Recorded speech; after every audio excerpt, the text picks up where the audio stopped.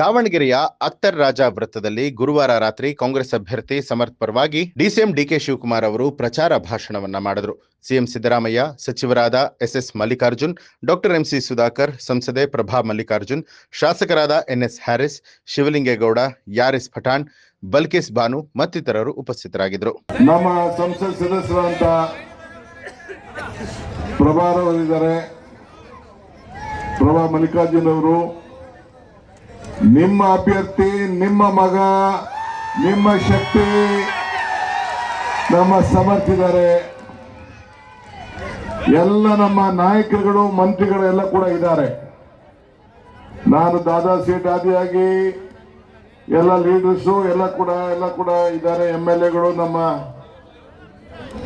ಶಾಸಕರು ತನ್ವೀರ್ ಸೇಠು, ರಿಜ್ವಾನು, ಎಲ್ಲ ಮಂತ್ರಿಗಳು ಕೂಡ ಎಲ್ಲ ಇದ್ದಾರೆ. ಹ್ಯಾರಿಸ್ ಇದ್ದಾರೆ, ಪೈಲ್ಮಾನ್ ಇದ್ದಾರೆ,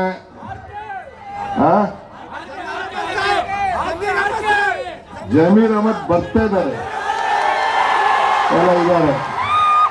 ಈಗ ಮಳೆ ಬರ್ತಾ ಇದೆ, ನಾನು ಜಾಸ್ತಿ ಮಾತಾಡೋದಿಲ್ಲ.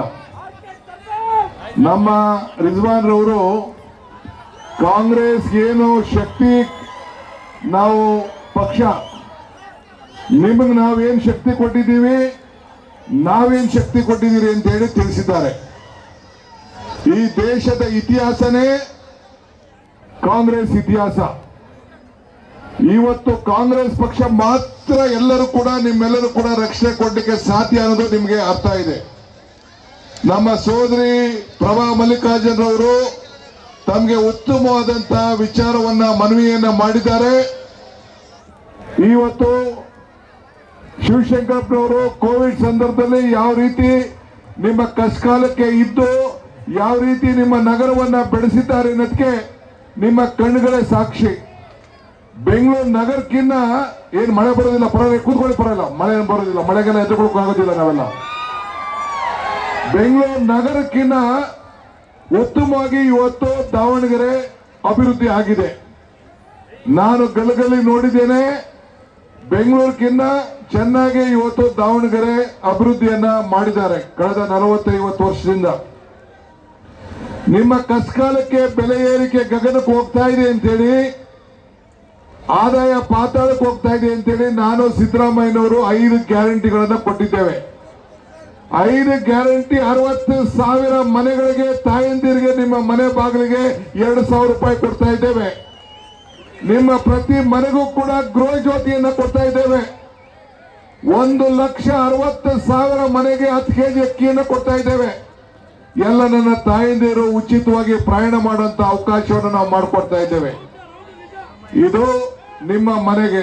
ಇಂಥದ್ದು ಒಂದು ಕಾರ್ಯಕ್ರಮ ಯಾವ್ದಾದ್ರು ಪಾರ್ಟಿಯವರು, ಬಿಜೆಪಿಯವರು ಮಾಡಿಕೊಟ್ಟಿದ್ದಾರಾ?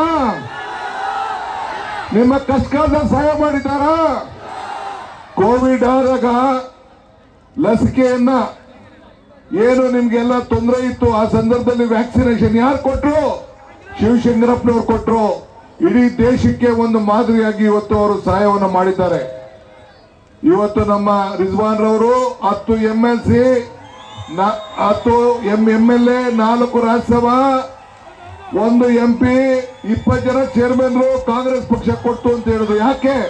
ನಿಮ್ಗೆಲ್ಲ ಶಕ್ತಿಗೋಸ್ಕರ. ನಾನು ಜಾಸ್ತಿ ಮಾತಾಡೋದಿಲ್ಲ, ಮುಖ್ಯಮಂತ್ರಿ ಮಾತಾಡ್ತಾರೆ, ತಾವೆಲ್ಲ ಸಹಾಯ ಮಾಡಬೇಕು, ಅಷ್ಟಕ್ಕೆ ಮಾತಾಡ್ಕೊಡ್ಬೇಕು. ನಮಸ್ಕಾರ. ನ್ಯೂಸ್ ಅಲರ್ಟ್, ನಿಮ್ಮಿಂದ ನಿಮಗಾಗಿ.